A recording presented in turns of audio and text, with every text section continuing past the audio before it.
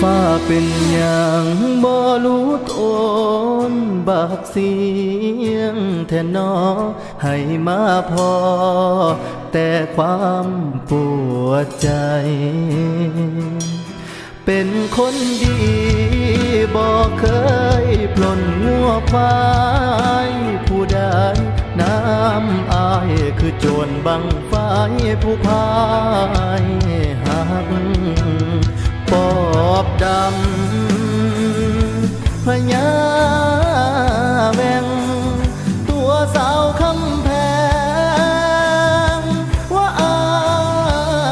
ยตายบางเสียงมันตายแล้วบ่แม่นแนวสิมาตัวกัน